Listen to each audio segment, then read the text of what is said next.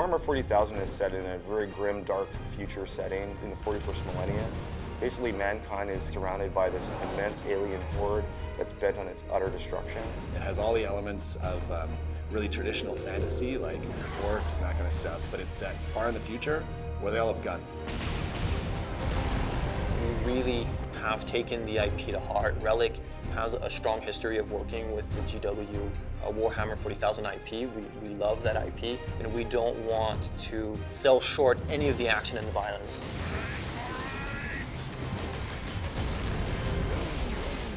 In our game, you're sent down to one small planet that's an industrialized world designed to manufacture weapons of war. The Orks are there to get their hands on the warlord-class Titan. Titans are gargantuan beasts of metal, bristling with weapons that could level whole cities. And if the Orks can get their hands on these weapons, they could ravage countless worlds, and it would be a true threat to the Imperium.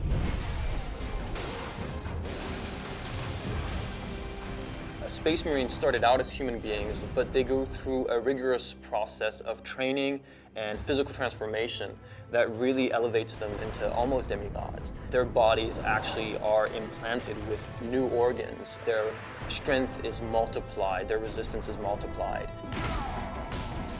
Captain Titus is the protagonist in the story. He's the main character. He has the ability to take the rules and sort of interpret them in his own way, and some of the other characters in the story have different viewpoints on how that should be interpreted. Millions more of them. Our plan is unchanged. The main threat in Space Marine are the Orks. They are a brutal, animalistic, barbaric race of beings. Orcs is just one of the many races found in the fiction, and it's the one that we felt best complemented the Space Marines. Space Marines are very serious, very controlled. The Orcs are sort of messy, vicious, violent, so it adds a nice contrast. We have some which are like shamans. They have magical powers. We also have Gretchen.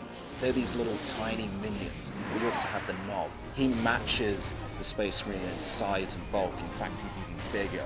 In Space Marine, there are other shadowy forces that are sort of lurking in the background, and Titus and the player will have to confront those if they are able to save the Forge World. Space Marine has such an interesting, compelling setting. It goes all the way from the aesthetic, the architecture with this sort of futuristic Gothic feeling, the epic scale of everything. Everything is immense, everything is larger than life. There's a sort of a beauty in the world, there's also so much darkness and death and destruction, and those contrasts create such an interesting sort of canvas for us to paint on.